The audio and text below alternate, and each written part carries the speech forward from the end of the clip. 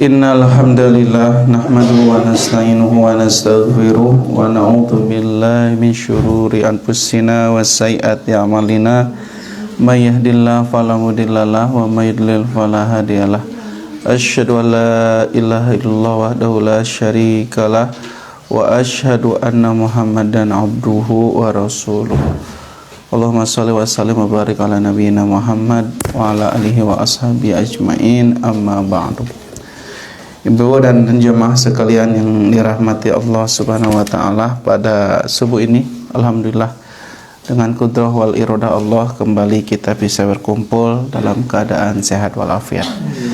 Mudah-mudahan umur diukur, napas dibatas yang Allah berikan kepada kita ini kita manfaatkan dengan sebaik-baiknya untuk menjadi hamba-hamba Allah yang senantiasa istiqomah sampai husnul khotimah. Amin ya rabbal alamin. Pada kesempatan subuh ini kita akan kembali melanjutkan tentang bab taubat wa ma yata'allaqu biha. Bab taubat dan apa-apa yang berkaitan dengannya. Bahwa kita dianjurkan untuk senantiasa bertaubat. Karena tiap hari, tiap waktu kita tidak terlepas dari yang namanya dosa. Baik yang terasa ataupun yang tidak terasa. Baik yang berkaitan dengan amal, anggota badan, ataupun berkaitan dengan hati. Bab tentang anwa'ud dzunub, macam-macam jenis dosa. Macam-macam jenis dosa. Gitu. Jadi macam-macam jenis dosa.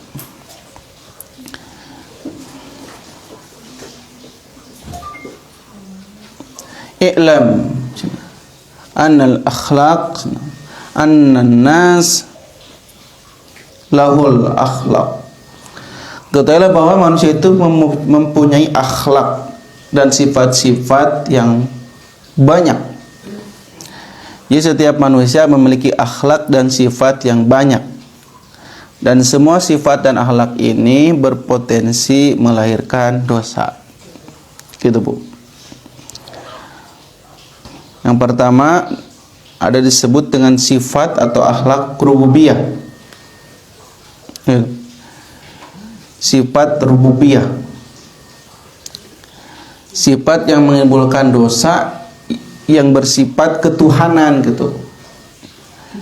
Jadi ada sisi sifat negatif yang kadang dimiliki oleh manusia yang sesuai dengan sifat-sifat rububiyah, ketuhanan.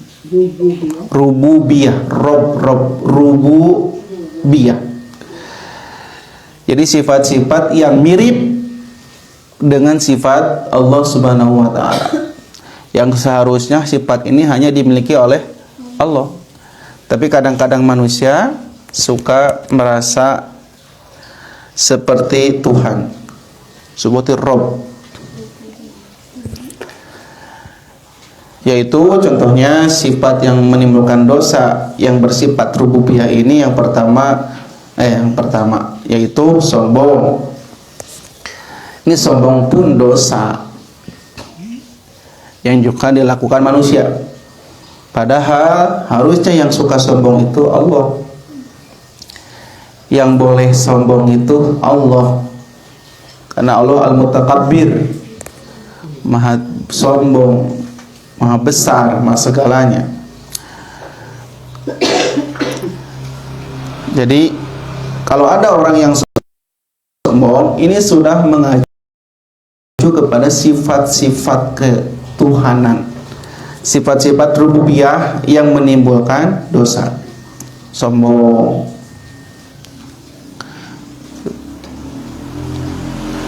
Sepaket yang berbangga-bangga dengan harta, dengan anak, ini termasuk bab sombong.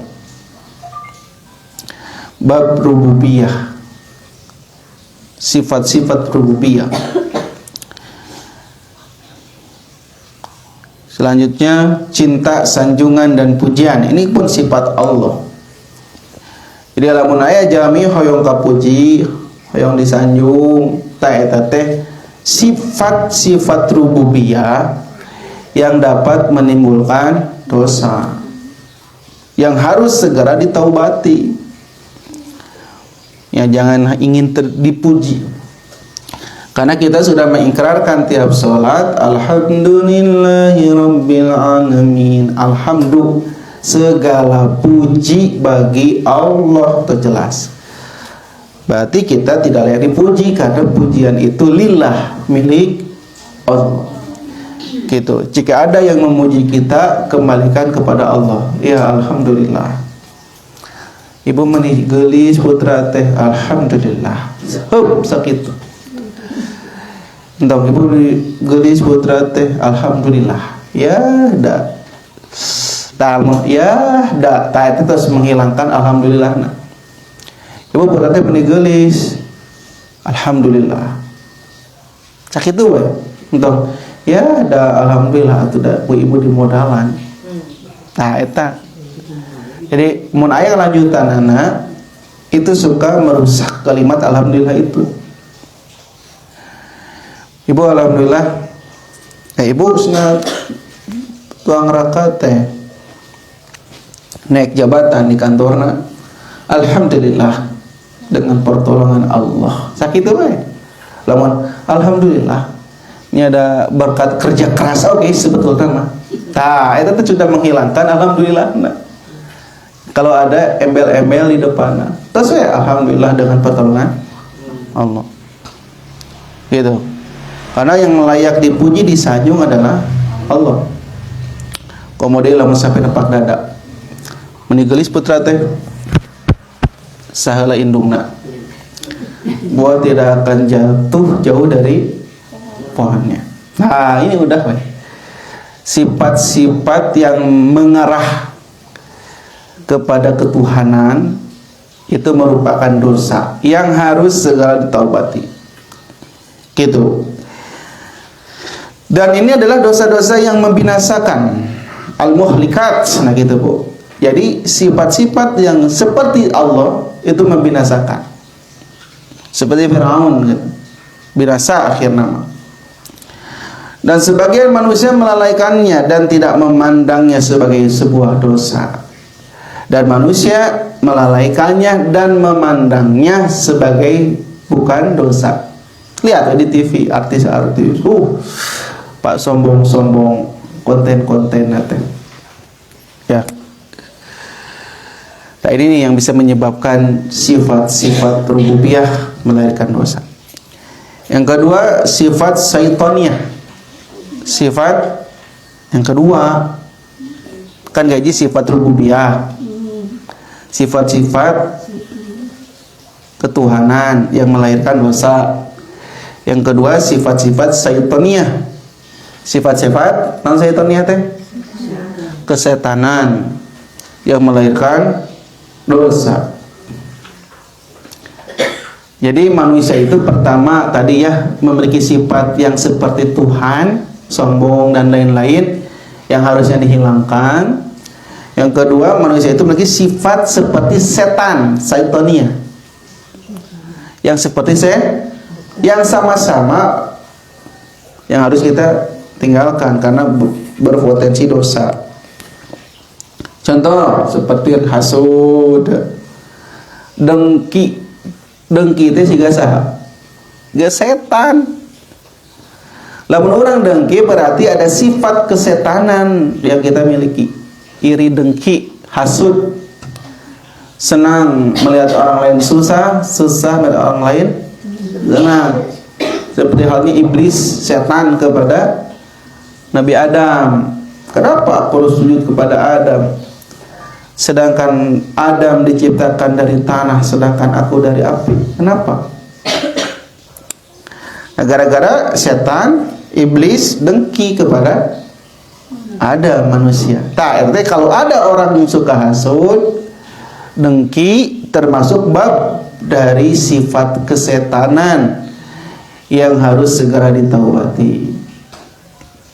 Gitu. Jadi tidak sampai suka merasa tersiksa ketika orang lain merasa bahagia. Sehingga Haji Muhyiddin donina film tukang bubur naik haji.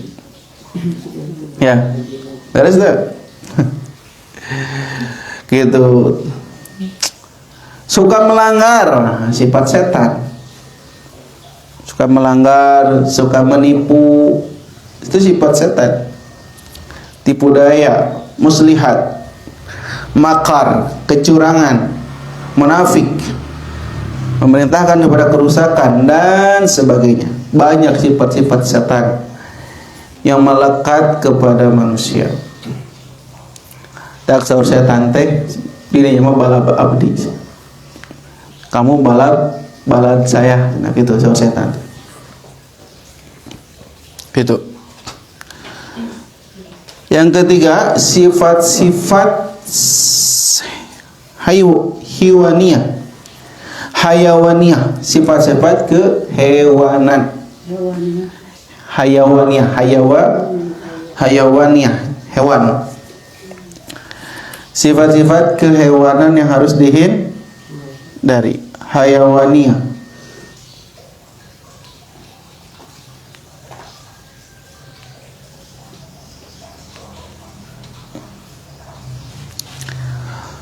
Hayawaniyah, kehewanan.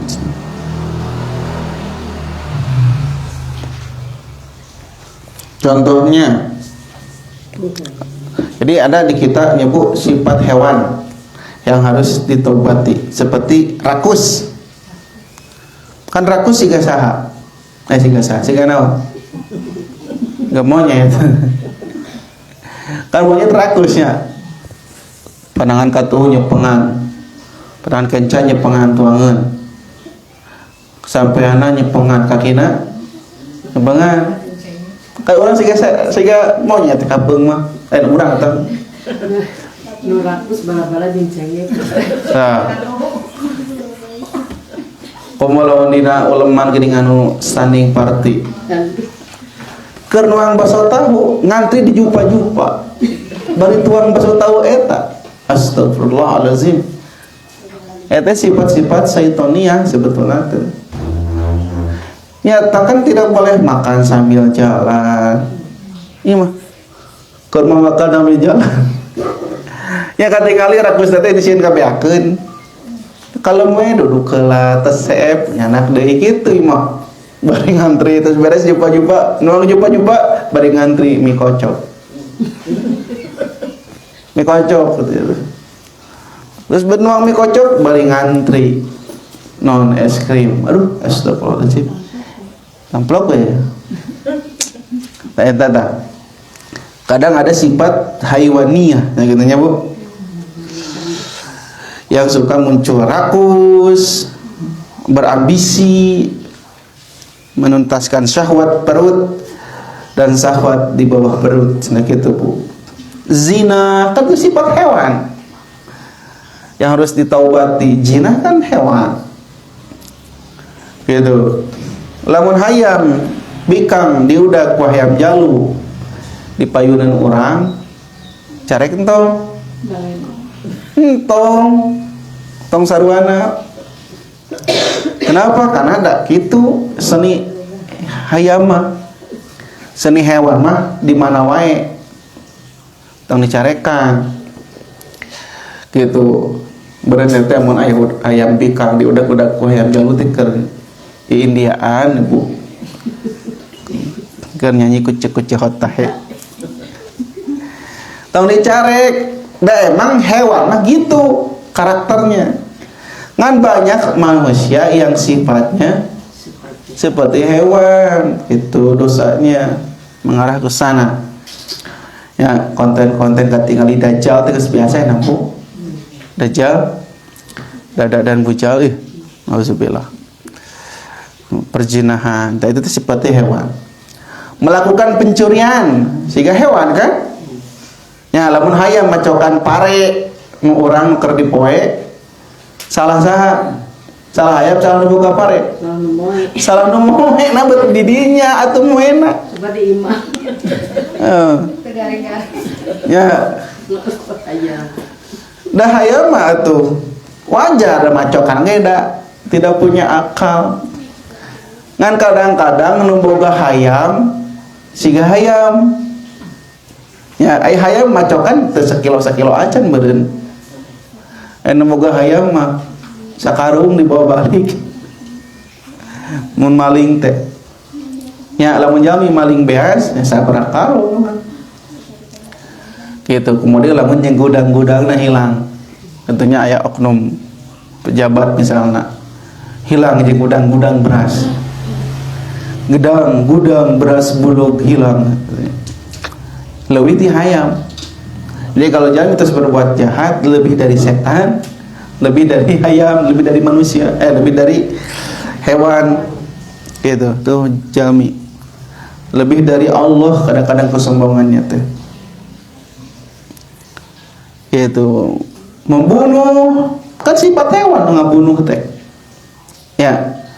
Harimau ngabunuh uncal. Kan eta sifat hewan. Elang ngabunuh orai, kan sifat hewan yang saling suka memangsa. Akhirnya jalmi teh banyak yang ngabunuh gara-gara cekek dibunuh. Ya, gara-gara Persib kemari manaot duaan. Ngabela naon sok dipikir-pikir mah. Ngabelaan Persib maut digebela. Tak ditutup kemari teu kayak penonton di soreang dialihkeun. Ya, jadi aneh Persib menang ngarusak. Persib eleh ngarusak apa leuwih tak. Udah kumahanya jalmi ya. Karena sifat hewannya lebih mendominasi. Ya itu tuh tengah hati. Ini kali kamari sedih, orang Cibaduyut maut, orang Bogor maut. Urang teh kan adik nonton bola, mah hiburan, senang-senang gitunya. Kadang-kadang lamun kapungkur nuju nonton cenah sore rencangan. Teu kuat hayang ngompol teh dina botol aqua. Didinya di tribun penonton. Terus kita teh dikit-dikit tah. Ibu terus ya teh. Jalurkeun ka penonton lain. Si bekas air kencingna teh. Tak gitu ya, kadang-kadang lebih-lebih ti hewan, terbuka pikiran. Tak sok mending kalian nonton di TV bari ngopi. Ya bari gogoleran. Tah eta teh seueur anu bobotoh yang banyak mendahulukan sifat kehewanan. Bukan sifat kemanusiaan. Oknum. Bukan nama jadi botak, bobotoh takwa. Gitu bobotoh takwa. Gitu. Suka mengambil hartanya sama lah seperti hewan gitu ya. Maka sifat hayawaniah ini adalah sifat yang paling mendominasi yang ada pada diri manusia. Rakus ya dan lain-lain. Dan bila sifat-sifat ini berkumpul, maka akan menyetir. Disetir sih. Naon nyetir teh? Ini sifat hewan ieu nyetir orang. Menyetir akal manusia, menyetir hati manusia, mengarah kepada sifat syaitaniah tuh. Jadi lamun jelema geus mendominasi sifat hewan, ya Bu, suka zina, suka rakus terhadap harta, mencuri, maka dia akan mengarahkan pemiliknya itu kepada sifat-sifat syaitaniah. Jadi awaliku sifat hayawaniah ieu jalmi teh rusakna teh.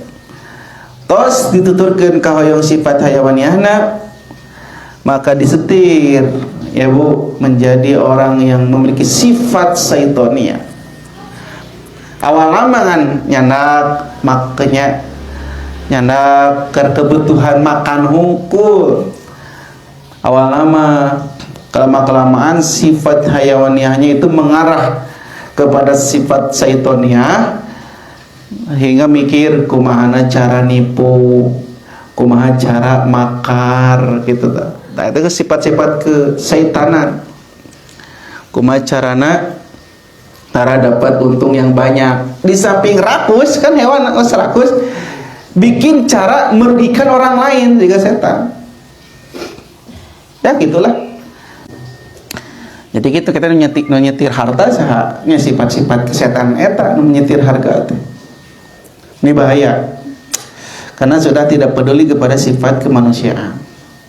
Gitu. Setir dari hayawaniyah menuju syaitaniyah, maka akhirnya ujung-ujungnya rububiyah.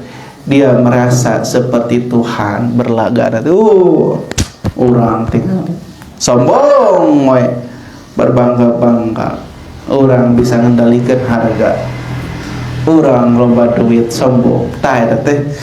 Aduh, gara-gara sifat-sifat dosa yang lahir dari hayawaniyah, syaitaniyah dan rububiyah. Dan inilah biang sumber dosa-dosa yang seringkali dilakukan oleh manusia. Kemudian dosa-dosa itu memancar ke seluruh tubuh sampai ke dalam hati. Nampaklah kekufuran, ya nampaklah kemunafikan. Itu gara-gara eta, karena sifat-sifat dosa eta tadi. Maka ada yang lahir berawal dari mata, yang nanti nonton apa perkara-perkara yang Allah haramkan. Ada yang lahir berupa telinga, rasa ngadengekeun gosip hal-hal yang Allah haramkan. Ada lahir dari lisan, kata-katanya menyakitkan dan kotor. Ada yang lahir dari perut dan yang di bawah perut. Ini bermula dari 3 sifat tadi, sifat ketuhanan, sifat kehewanan, sifat kesetanan. Berawal dari hayawan menuju syaitan menuju rububiyah. Gitu senang. Maka semua dosa-dosa ini harus segera ditaubati. Dan dosa ini berkaitan dengan 2 hal. Yang pertama, dosa yang berkaitan dengan hak Allah. Yang kedua, dosa yang berkaitan dengan hak manusia. Ya, dosa teh ada yang berkaitan dengan Allah, hak Allah. Ada dosa yang berkaitan dengan hak manusia. Kalau dosa itu berkaitan dengan Allah, maka Allah akan memberikan ampunannya jika hamba itu bertaubat. Jadi peluang dosa kepada Allah diampuni itu sangat besar sekali. Karena Allah itu At-Tawwabur Rahim, Maha menerima taubat dan Maha penyayang. Al-Ghafur, Maha mengampun. Lamun dosana berkaitan dengan hak Allah. Jadi harapan diampuni nanti sangat terbuka lebar. Jadi kalau masih berkaitan dengan Allah. Tapi kalau dosanya berkaitan dengan hak-hak manusia, maka ini adalah dosa yang paling berat, lebih berat. Gitu. Kenapa? Karena dia harus meminta pembebasan dari orang yang pernah dia sakiti itu. Ya, lamun pernah nyarekan batur, ngafitnah, karek diampura, lamun terus minta hampura kanu difitnahna. Mun minjem uang baru dihampura, lamun terus mayar hutangna. Itu dosa kepada manusia yang berat untuk diampuni, karena harus melalui 2 jalur. Jalur Allah, minta hampura ke Allah, minta ampun. Kedua, jalur manusia. Tidak bisa orang ke Allah untuk minta ampun, tapi ke manusia tidak hampura ke manusia. Gitu tuh. Namun dosa ke Allah bisa kemungkinan dihampura, kecuali syirik, kecuali menyekutukan Allah. Gitu. Rasul pernah bersabda, ada wawin indallah salasah. Catatan dosa itu di sisi Allah ada 3. Catatan dosa yang hak, yang tidak Allah pedulikan apapun itu. Catatan dosa yang tidak Allah tinggalkan sedikit pun. Dan catatan dosa yang tidak Allah ampuni. Jadi ada catatan dosa. Ada catatan dosa yang tidak Allah pedulikan. Ada catatan dosa yang tidak Allah tinggalkan. Ada catatan dosa yang Allah tidak ampuni. Catatan dosa yang tidak Allah ampuni yaitu syirik. Allah tidak akan mengampunkan dosa syirik. Seperti dalam Quran surah Al-Maidah ayat 72, An-Nisa ayat 49. Al-Maidah ayat 72, An-Nisa ayat 79. Dan catatan dosa yang Allah tidak pedulikan itu adalah dosa hamba dengan Allah. Dalam artian, dalam keterangan ini, catatan Allah yang tidak pedulikan maksudnya ada peluang untuk diampuni antara Allah dan hamba. Seperti kita lalaikan sholat, meninggalkan sholat, kan jeung Allah langsung tamah. Ada kemungkinan Allah ampun. Dan ada catatan dosa dari yang Allah tidak pedulikan, yang pasti Allah kemungkinan ampuni. Dan ada catatan dosa yang Allah tinggalkan, yang Allah tidak tinggalkan, yaitu kezaliman terhadap manusia sebagian atas sebagian yang lain, harus dikisos mau tidak mau. Jadi ada catatan dosa yang Allah tidak akan mengampuninya, yaitu dosa kezaliman. Gitu. Tadi Al-Maidah ayat 72 dan An-Nisa ayat 49. Yang terakhir, catatan dosa yang tidak Allah akan ampuni, yang tidak Allah catatan dosa yang Allah tidak akan tinggalkan, yaitu dosa-dosa kezaliman sebelum ada kisos, sebelum ada pembebasan.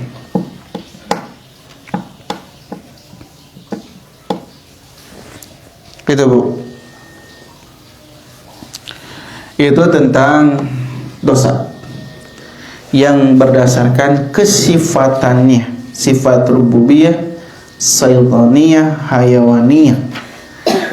Gitu, yang harus segera ditaubati. Terus sekarang pembagian dosa dilihat dari besar kecilnya. Ada dosa al-kabair, dosa-dosa besar, ada dosa as-saghair, dosa-dosa kecil. Iya, dosa besar, dosa kecil. Kumaha ngabedakeun dosa besar jeung dosa kecil? Maka carana kita cukup mengetahui dosa besar, maka setelah itu berarti dosa kecil. Karena dosa kecil mah banyak. Gitu. Di luar dari dosa kecil, di luar dari dosa besar berarti dosa kecil. Jadi cukup memahaminya dengan memahami hadis-hadis atau ayat-ayat Quran berkaitan dosa besar. Hadis pertama, dosa-dosa besar ya. Hadis kahiji tentang dosa besar. Rasul pernah bersabda, "Iztanibus sab'al mubiqat." Jauhilah oleh kalian 7 dosa, perkara dosa yang membinasakan. Qalu ya Rasulullah, wa ma hunna? Wa Rasulullah, apakah itu? Qala, Rasulullah menjawab, asyirku billah wa syihru wa qatlun nafsil lati haramallahu illa bil haq wa aklur riba wa aklu malil yatama wa tawalim yawmal zahf. Yang pertama kata Nabi, asyirku billah, syirik, menyekutukan Allah, itu dosa besar.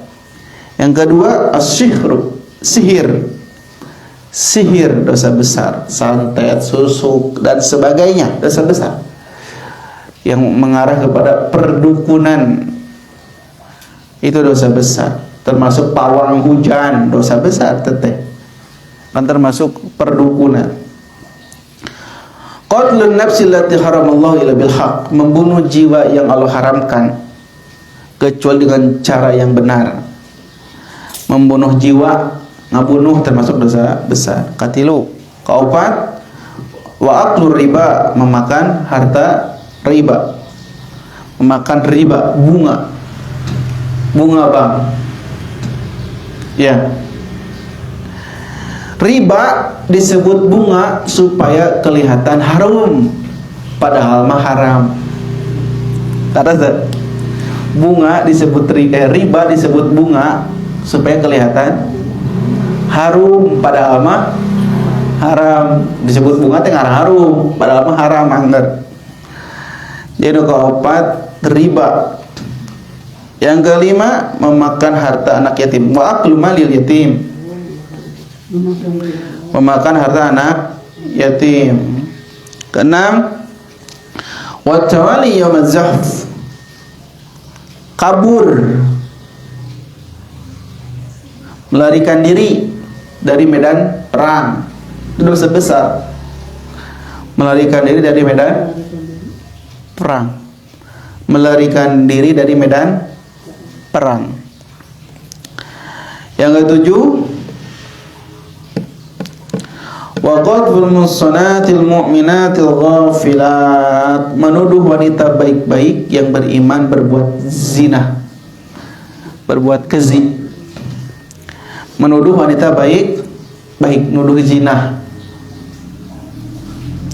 Itu dosa besar dalam hadis Imam Al-Bukhari, Muslim, Abu Daud dan yang lainnya. 7 dosa besar. Hadis yang kedua dari Ibnu Mas'ud, diriwayatkan oleh Imam Al-Bukhari juga, Muslim dan yang lainnya. Anna Nabiya sallallahu alaihi wasallam su'ila ayah, bahwasanya Nabi pernah ditanya, ayudan bil akbar, dosa apakah yang paling besar? Qala, Rasul menjawab, anta ja'ala lillahi niddan wa huwa khalaqaka. Nabi menjawab, engkau menjadikan Allah tandingan, padahal Allah lah yang menciptakanmu. Syirik kan ya, syirik sami. Qala summa ayun, ya Rasulullah, kemudian apa? Qala antaqtula waladaka khasyata an ya'tama ma'ak, engkau membunuh anakmu karena takut dia makan bersamamu. Ini dosa kedua di hadis ieu mah kayak syirik. Kedua, membunuh anak. Ketiga, suma'ayun antazani halilata jarik, kamu selingkuh, zina dengan istri tetanggamu. Jadi disebutkan di hadis kedua, syirik, membunuh anak, dan berzina. Karena dulu banyak orang yang bunuh anak, takut tidak bisa makan bersamanya atau takut masa depan.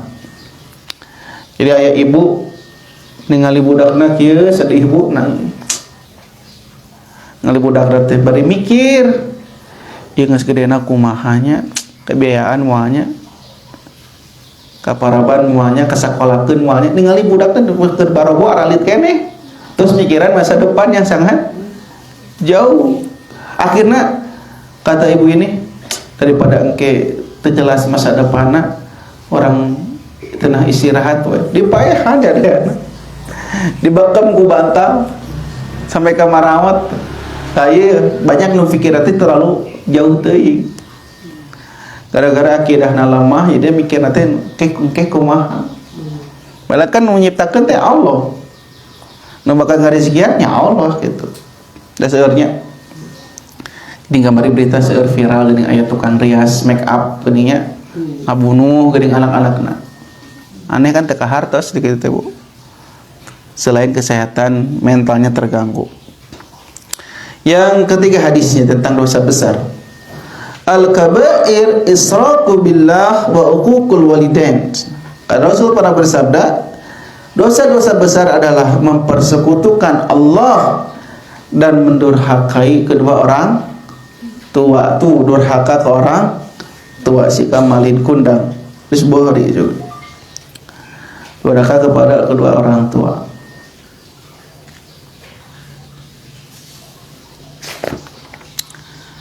Ya, ini problem anak-anak zaman now. Banyak yang tidak hormat kepada orang tua. Yang keempat, dosa besar dalam hadis lain. Hadis yang keempat maksudnya. Rasul pernah bersabda, "Alau nabiyukum bi akbaril kabair." Mau tidak aku kasih tahu kepada kalian tentang dosa-dosa yang paling besar? Rasul menjawab, "Qalu zur," yaitu perkataan dusta, au syahadatuz zur, atau kesaksian palsu. Jadi dosa besar ngomong dusta. Iya musim-musim politik ya kadek. Musim-musim loba pembohong, pembual, dusta bermunculan. Ya. Atau kesaksian palsu. Ada kalau mungkin saksi bayaran ini di sidang-sidang sok saksi bayaran, Bu. Itu termasuk dosa besar. Ada memang sengaja menghadirkan saksi untuk memberatkan orang itu ayah. Menghadirkan saksi untuk meringankan beban itu ayah. Tapi palsu saksi nanti. Itu termasuk dosa besar. Kemudian dalam hadis yang kelima, kata Rasulullah, dosa besar adalah isyraq billah, sami syirik kepada Allah, ukul walidain, durhaka kepada orang tua, wa kana muttaqiyan fajalasa. Gitu. Saat itu beliau sedang berbaring, beliau duduk kembali, maka beliau bersabda lagi, qaulu zur, sadatu zur, dusta, kata-kata dusta dan kesaksian palsu. Maka beliau mengulang-ulangi kata-kata, ingat tong ngomong dusta, ingat tong bersaksi palsu, terus diulang-ulangi, Bu, berulang-ulang sampai beliau pun diam. Saking besarnya dosa berdusta sareng bersaksi palsu, gitu ya. Dan dosa-dosa besar ini sangat banyak, ya, cuman sedikit yang dikatakan oleh hadis. Cirinya, ciri dosa besar kumaha cenah. Secara umum ciri dosa besar itu yang adalah dosa yang ada hukumannya. Itu nu kahiji. Seperti lamun ngabunuh dibunuh deui, mencuri dipotong tangan, gitu ya. Berarti itu dosa besar. Atau dosa-dosa yang diancam dengan neraka, itu dosa besar. Gitu ya. Maka bisa kamu lihat dalam ayat-ayat Al-Quran. Maka Allah berfirman, in tazdanibu kaba'ira ma tunhauna anhu. Jika kamu menjauhi dosa-dosa besar yang disebutkan, yang kamu telah dilarang untuk mengerjakannya, maka pasti Allah akan mengampuni dosa-dosa kamu. Surah An-Nisa ayat 31. Gitu. Dan tentang jumlah dosa besar ini para ulama berbeda pendapat. Gitu. Di luar dosa-dosa besar yang disebutkan tadi, berarti itu kemungkinan dosa kecil. Maka tadi kalau untuk mengetahui dosa besar, kata Syed bin Jubair, dengan melihat yang diancam neraka, atau ada hadnya, ada hukumannya di dunia, seperti potong tangan, mencuri, jinah, dirajam, berarti itu adalah dosa-dosa besar. Dan ini masih mungkin bisa ditambah atau dikurang. Dan semua dosa-dosa ini harus selalu kita jauhi.